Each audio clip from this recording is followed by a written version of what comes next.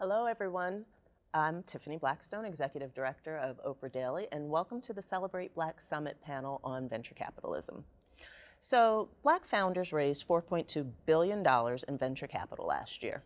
That's 281% more than they received in 2020, but get this, it's only 1.3% of the total pie. So, a little progress, but a long way to go to close the funding gap. Today, I'm joined by 3 startup founders who were very successful in raising the funding they needed, including from Hearst's Level Up Ventures, which focuses on investing in Black and Latinx-led tech companies. But before we dive into their startup journeys and the lessons they learned along the way, let me introduce our guests. First, we have Carmel Cadet, who's CEO of MTech, which enables financial inclusion by helping modernize central banks around the world. Next, we have Dr. Ty Caldwell, who is the CEO and co-founder with his wife, Courtney, of ShearShare, a mobile marketplace that connects salon, spa, and barbershop owners with technicians. Last but not least is Morgan Hewitt, who is the CEO and co-founder with Kyle Pierce of Options MD, which provides personalized care for people struggling with severe and treatment-resistant mental illnesses. So, give a round of applause at home and help me welcome our guests. Hello, everyone. Thank you. Thank you. So, since we're here to dig into your journeys raising capital, I know you've all perfected your elevator pitches. So, give the audience at home a brief description of what your company does and why it's like no other. Sure. So my name is Carmel Cadet. I'm the founder and CEO of MTech. MTech builds modern technology that really simplifies the way money moves around the world. The plumbing and the pipes that make money moves are old. They have been changed over 50, 75 years. So MTech is modernizing central banks to make that cheaper and easier for everyone. ShearShare is the first B2B mobile app that connects salon and barbershop owners to individual stylists to fill their suites and empty stations on demand. What we do is we allow licensed professionals to now work by the day in 900 cities, and we're giving those small businesses opportunities to stay open. I'm Morgan, one of the co-founders of Options MD. Options MD is a telemedicine company specifically built for the nuances of treatment-resistant mental illnesses. What does that mean? 30% of people with mental illnesses will be treatment-resistant, meaning that they'll have to try at least 2 medications before finding the one that actually works. On average, our patients have suffered from mental illness for 10 years and have tried over 7 medications. We use software that correctly matches them to the right innovative medication or treatment or psychedelics or clinical trial to finally get them the relief that they need. So, Morgan, let's start with you, and everybody just give us a little idea of what sparked the idea for your businesses.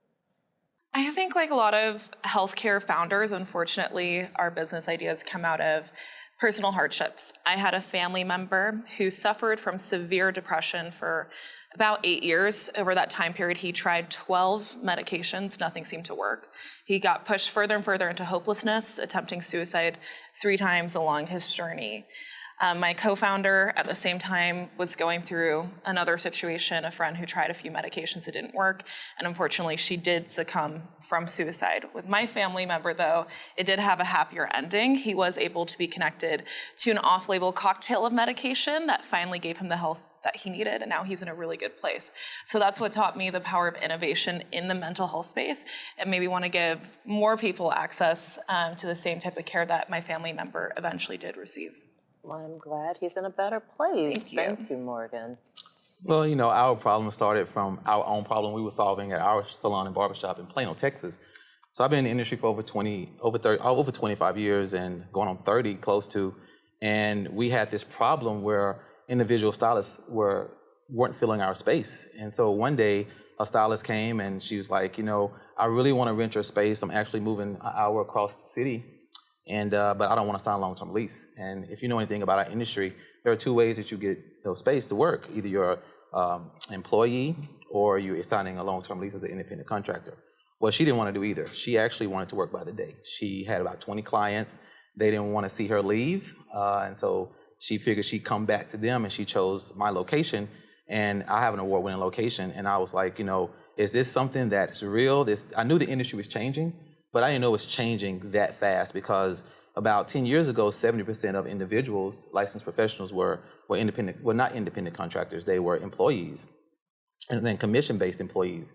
So we didn't understand that that shift was happening because at that particular time, we had a waiting list for stylists to want to work in our space, and we were just like, what's going on? Well, at that time, we understood that suites were popping up everywhere. So people were becoming their business of one. And we had some salon suites because after we rebranded and expanded, and I went home and told my wife about it, and she laughed. And she also laughed about Twitter if she'd tell you about it. So I am not a central banker, and I think most of us don't wake up every day thinking about central banks. However, if we expect direct deposits to show up in our account when it's time to get paid, and if we don't see it, we know we can call the bank and ask someone and make sure that the money gets there. That is possible because there are rules. There are financial service providers that make sure that we get paid, that process payroll and payments. When we swipe a card, every purchase we make, it goes through and it works. That's because of central banking. But the ease of use that you see when you swipe a card has been made possible by Visa, by those companies. Behind the scene is a mess. It's a mess to reconcile. It's a mess to move money around. If you ever send money across, cross country and across borders, you know how expensive it is. For me, growing up in Haiti, I was born and raised in Haiti. Coming into the US, seeing how easy financial services was. And we know how money touches everything. It matters for healthcare, for education, for day-to-day lives. I said, oh my God, this is an amazing way of having access to money. And I made it my goal and my mission to go back and to build better financial markets and countries, because not every country has access to money the way we do in the US. But fast forward, I went to build a career, got into tech to build technology around financial services, and realize how much more we could do with technology and financial services. So really got into innovative technologies like blockchain and distributed ledgers and software applications that really can allow us to reimagine old problems and build new solutions for them. So for me, the idea of giving people access to money, regardless of where they're from and the color of their skin or how much money they make, for us, that's possible with technology. And that's what drives us, and that's why we built MTech. Okay, well, I'm going to get you to explain blockchain to me later, but that's not why we're here. So I have these questions, and we'll get back to them. But just listening to all of you right now, you have great ideas, you have really compelling stories, and that seems like, okay, who wouldn't jump on funding these innovative ideas with these people who seem really dynamic and smart and know what they're doing? But if that were the case, we wouldn't be here today. So, tell us a little bit about your journeys actually raising the capital when you were first starting out and going in and trying to, get that money. What was that like? So, Ty, let me start with you. You were an entrepreneur. You had done this before. Was it different? How was it different? And what surprised you? Well, I think we can kind of switch it up a little bit and say, what are the similarities between entrepreneurship and really running a tech startup? The thing that people don't realize, it takes sacrifice, it takes grit, it takes the wherewithal to be able to really hit the ground running and having no fear. And I think that when you think about entrepreneurship, me being a business owner as long as I have, I've always utilized my own capital, and then utilizing the capital of the banks, whether that be LLC, whether that be a loan. So not having to go ask anyone for money, and knowing that I'm going to stretch the success of my company. And the difference is that when you're running a tech startup, it's high growth, and so the capital has to be exponential because there's a return on those 10 times X. And so we had to realize that it was after we bootstrapped our company. We bootstrapped our company, we emptied our savings account and, trying to, get the dev team to build out our MVP. Once we realized that a third party is going to eat your money up, we went for the 401k. That was the last thing we had. My wife said she clutched her pearls. And me being an entrepreneur, I know that no risk means no reward. You at least try it. And I said, no, the least we could do is try it. If it don't work, just go back to work. And the thing about it is that, we bet on ourselves. And I think going into investors' offices, after being into an accelerator, we had to realize that there's a language. And then the community is very, very, close-knit. Everybody knows everyone. And so just being genuine about our needs and just telling our story.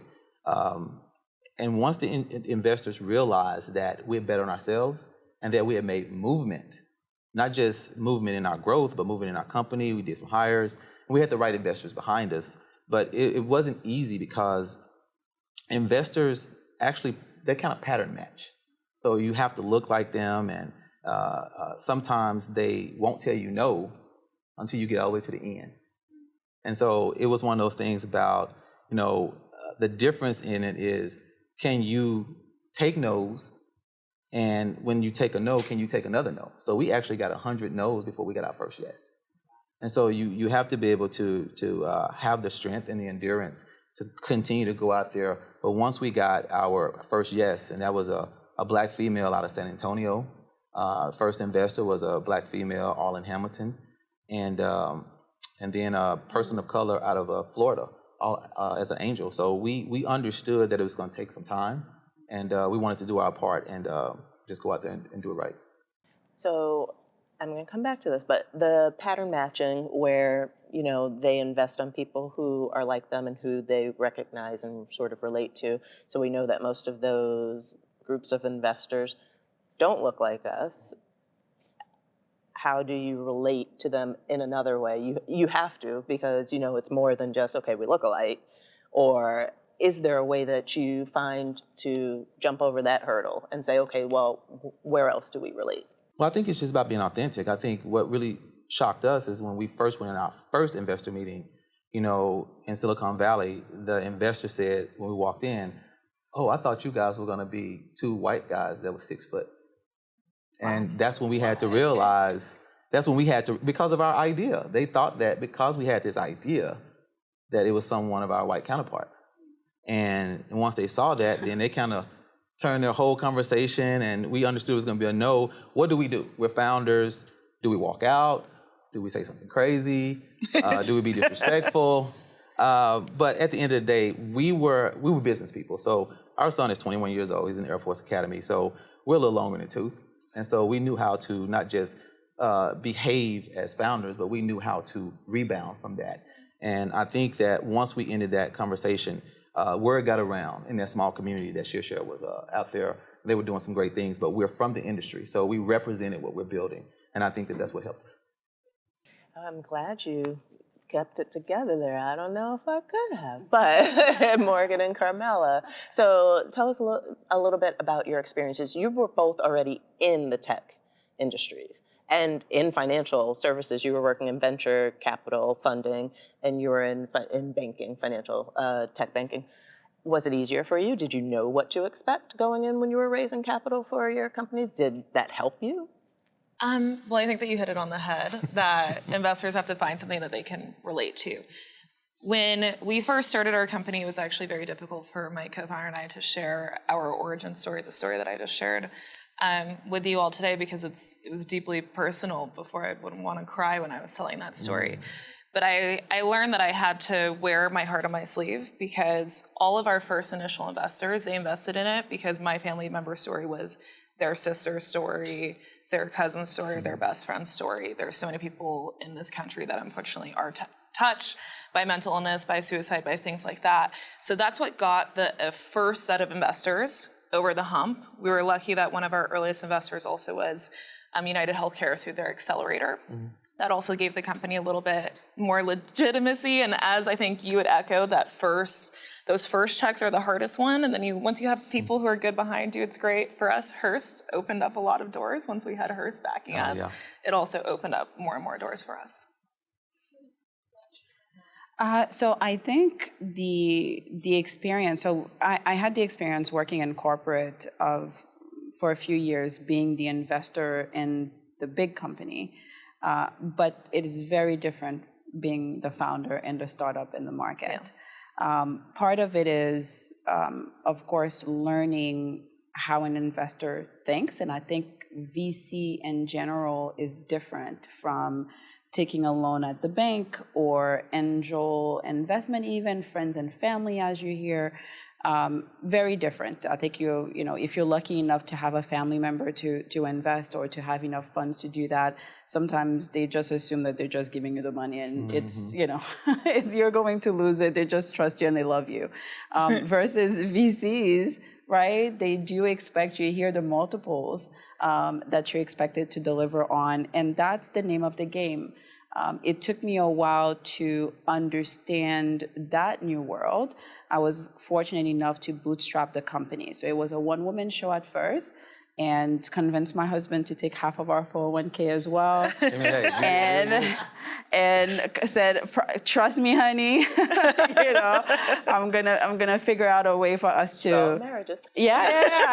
to close the gap here." But eventually did that, kind of put my head down and sign our first contract and bootstrap ourselves through, and then figured out what was the tech product that we're going to build and discover that. And was fortunate enough to find an accelerator program, and first investor was a Black investor at 500, and brought us into the accelerator, did that virtually. It was in the middle of COVID. That opened up my eyes to the power of networks. And for me, I think even going through the experience, the moment you get someone to say yes, they can open new doors. And taking advantage of that and understanding the rules of the game, I think it's very important, between finding the networks and understanding the rules, because there are a lot of ideas. And I realize that VCs get so much coming at them that for you to stand out and for you to demand the time sometimes to even explain what the idea is, you have to have something compelling that's going to meet certain boxes, if you will, for certain requirements. And there's a bar to meet, even from a business model perspective. So that for me is what I had to learn, and how to get over the hump of, fundraising and understanding that if I do want to get into this space, if I do want to ask VC for money and saying, come be our partner in this, it's because we have something big.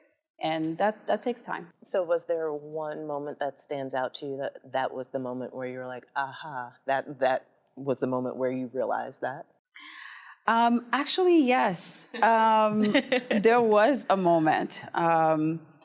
I was still early stage. It was still the pre-seed round, and we just got a $150K check, and we were raising $2 million. Got an introduction and pitched it after getting a lot of no's. This was in the middle of a bunch of no's, and got an investor to say, we'll take the whole $2 million, but we want to take the company public already. So, and that was mind-blowing to me at the time, because I didn't understand why we met what they saw in us. And doing that research and understanding what they saw made me realize that we had something big. Wow. And that was a moment for us. So, and then taking that, that was the first term sheet we got. That was a serious offer on the table. And did you take it? No, we did not. We turned it down. And you went and did bigger things. That's right. Yeah. That's right. Yeah. And we had the similar situation. We had an investor, a family fund. He wanted to give us $250,000 and bring our valuation down to $1 million. So we still drive through Santa Cruz off PCH, and at the same spot, we still get itches at that spot, because we were valued at that time 6.5, and he wanted to give us $250,000 and devalue us. No investor would have touched us after that. Yeah. Because we would have been upside down. Yeah. Do you have a big aha or learning moment from your pitching process and journey? Yeah. We had an investor who turned us down. And listen, there's a lot of people who've turned us down along the process, as you guys have had too. But then 2 months later, she called us and she said, I haven't been able to sleep. I don't know anything about healthcare. That's why I turned you down. But what you're building is something that I desperately need for my sister who's really struggling right now. Wow. And so I wouldn't be able to look my sister in the eye if I didn't invest in your company. Wow. So would you take my check? And I think it goes back, to what we all know is that people remember stories. They don't remember facts and figures and things like that. And so I think really great founders, which I heard from you in both of your elevator pitches, are great storytellers. Thank you. And all Yours three of your, I is was gonna say, in all amazing. three of your stories, they're compelling. I want to invest now. I want to make intros now. Right. This is great. So behind the scenes, we were doing a little bit of talking, and I feel like let's throw the cards away and go a little off script, and really, would like to hear from all of you. What do you think everybody needs to know about the venture capital process now and how it's affecting Black founders and people trying to start their startups, and what you think some of the roadblocks are, how we can get past them, how we can sort of increase the growth in funding of Black startups quicker, and what are the things we need to be doing within the community and outside of the community. You said the first word, community. I think it's really about relationships. We all are, part of the Hearst family now. And just the fact that we're here and we're talking to one another, who else do we know that may be interested in what we're building? I think that what we learned the most is that investors have thesis. So if you're a company, whether it's a fintech, whether it's a, type of product that you're selling, type of product that you're selling, or a marketplace as we are, know that before you go into investors. Don't waste your time, don't waste their time. But I also think that even in the midst of, taking a gamble with someone who may have not invested in your particular thesis of a company in your industry, still be genuine and authentic. And I think that put the ball in their court. See if they're going to invest in a company like you. Some people talk the game. They say, it's all about DEI. It's not so much that you're saying that. Maybe you're just trying to keep a lot of the blame off of you. Maybe you're just trying to hide behind the curtains. And I think at the end of the day, we have to now, put our founders, our investors who are of color, we have to put their, feet to the fire and say, don't say you're investing in us. If you have capital, earmark that capital. If you are a white counterpart investor, earmark capital. Don't just give money away and then people lose it. There are so many companies that have raised $40 million and they have lost it all. They're gone today. And people think that the founder's a genius just because he spent all the money. In the founder world, you don't get reprimanded for mistakes. You don't get reprimanded for failure. Actually, that's a good thing. And we say in our company, we don't take L's. Everything's a learning thing. And so I just feel like when we're into this community of investors, it's all about the relationships they have. So ask someone to do a soft intro. Is there someone that you may know? And I think it's really about putting your self in position to succeed, even when you think you won't. And I think most founders are fearful of failure, and it just keeps them stuck. And so we just try to make sure that we're doing our part, that when we meet other founders like these two individuals I have beside me, and we build relationships with them and introduce them to people that they may want to know. Yeah, because you just, you said something which is asking for the soft intro, and it just makes me think, but what if you don't even know that first person? I know there are probably a lot of people with great ideas and good stories who don't know the first person to ask. They haven't been to business school. They're not entrepreneurs. Like, how do you even get in that lane, get in that room? I think that's why accelerators became very popular because, it's time consuming, but it essentially gets you into that network. And that's valuable. But I think if I were to tell, new founders and business owners who are thinking about going to VCs, there are rules to this game, essentially, right? And the sooner you learn the rules, the better off you'll be. And tell me the rules. Look, break them down. As we're learning and as you go to the journey, some things that I wish I knew. It's time consuming. Yeah. It is time consuming. Talking to 100 investors before you get a yes. It's another job. It's a full-time job. It requires a lot of emotional strength and psychological strength to know that you have something, that you are going out there trying to find the right partner for you, right? And not everyone is going to be sold on what you're selling. That's really how to look at it. And that's going to take a toll. Sometimes you're going to question yourself. And this, which leads me to the second thing. Going into VCs, like I mentioned before, know what they're expecting. And tech is the name of the game now. Services companies are not valued as much as pure tech companies and SaaS companies. Funny story for those of us who watch WeCrash, the story of WeWork. There's a part in the movie where he's introducing space as a service. Before you speak, I will say that investors are going to ask, and sometimes this can kind of jolt you, are you solving a real problem? So before you go into the investor's office, you have to ask yourself, are you solving a real problem? So ShearShare, we are SaaS. We're space as a service, but we're also prop tech. So you know that now technology now is in You're a real space as a service. Real space as a service. So when we go in there, you have to be sure about what you're doing because they're going to do their due diligence. And if you've talked to another investor that they know, they're going to do their due diligence.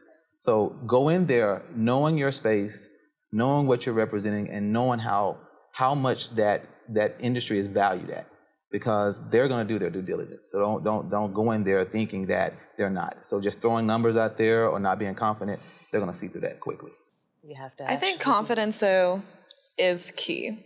I think the biggest mistake that I've seen some early stage founders do is that an investor gives them feedback and then they immediately want to go and change their business model or change this.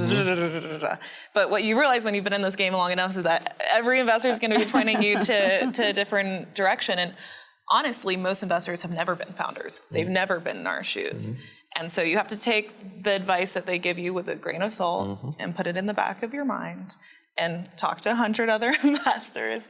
But they will see through it, I think, if you're only doing it to try to impress them, right? The best thing that you can do is introduce an investor to your customer, the people that you're helping. Then they will definitely see it's a real problem. For us, we have a panel of clinical advisors and experts. They're the ones closing our investor deals for us because they're the ones educating the investors on the clinical problem, the amount of patients it affects, et cetera.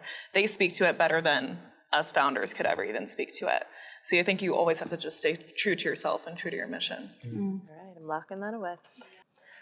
Is there anything else that you feel like a new founder coming in who I related to the person you talked about who's just coming out of college and like knows absolutely nothing about the business, you know, that you'd want to tell them your best piece of advice for getting their startup off the ground? You have to come into it from a position of power. So, for example, if you are a founder and you're just graduating college, talk about how being part of Gen Z, you know, gives you a different and unique value and ability to connect with consumers and other people. What we always have to be conscious of, it's not that we're asking for money, we're asking an investor an opportunity to make them money, right? We know that our businesses will be very successful and that we will give our investors a huge return on the investment. So it's a weird power dynamic where we're not begging for something. Exactly. We're not begging for something. We're not asking for something. It's actually investors who we also have to be doing the due diligence on. Why do I want to give you a portion of my company? How are you going to be a good investor to me? How are you going to help me get to the next level? I think once you change that power dynamics, you're more successful in the fundraising process. No, I felt it. I was like, okay, I'm asking them for money. No, I'm giving you an opportunity. Yes. Okay. And I think it happens in practice. It happens when you finally get into that conversation, right? And I think what you're talking about is definitely like in meeting time, going into the meeting, how you need to see the relationship between the two. It's your idea. It's you're going to execute it. You're going to have to build a team and have the vision and strategy to do that. It's whether they believe in you to do it or not. and convincing them that you're the right person that's going to make the money is the key. And I think in a way is really simple, but it's hard at the same time, because investors might, they might want to make money this way or this number, or in order for them to make money, how do they calculate their money, if you will, right, is something that can be very confusing. And I think a lot of founders are still kind of struggling through that, what is a Series A, Series C, and today we were talking about Series Seed, and it's a space that has a lot of subjectivity into it, and that investors have their own goals that they're driving, but what you can control is what you bring into the table, and having that confidence in your solution and your idea is key. I'll definitely say that most people just get frozen by fear. Fear of failure is an option. I think that people don't realize that failure is supposed to happen. It's not failure and red light stop. It's failure, yield, continue on.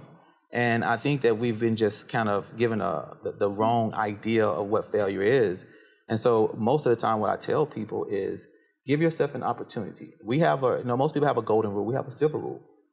Is what you're building and what you're solving, leaving people, places, and things better off than what you found them. That's it. And if you can do that right there, that's it. And that goes into the heavens and brings down just people that just want to rain money on you, you've done your job. I like that. I know, me too. Here we go. Give me some depth on it. Divine money, divine money. Literally making it rain. Yeah. I love that. This has turned into like a career coaching session. This is amazing. I love it. So thank you, everybody, for being with us today. I really appreciate it. Congratulations to all of you.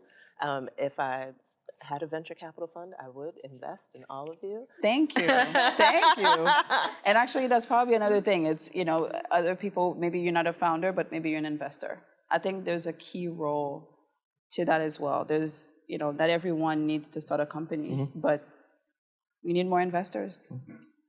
And in the beginning, even those small checks really matter. So anybody, the average person, could be an investor. You can give somebody that first couple K check that allows them to do a proof of concept. And it matters. It matters so much, right? None of us probably forget our first. That's our first right. I have my investors, girlfriends from high school that wrote, small checks, joined syndicates and angel investor groups and things like that. So there are vehicles out there for smaller investors to get in as well. Crowdfunding is a way that a lot of companies are looking at now. And some tools, some platforms allow you to invest as little as $150 into companies. So definitely, if people want to invest as well, that's another way of supporting. So I'll say, in this camera right here, potential founders, we're representation of what you want to be, an investor. We're an example of who you want to invest in. That's right. Peace. What he said. I love it. Thank you. Is there any closing words, any parting words from any of you? Thank you to Hearst. Thank you to Hearst. Yeah, This thank you has to been Hearst. phenomenal, and we really appreciate the this support. opportunity and support. Well, thank you for being here. Hey. Thank you at home, everybody.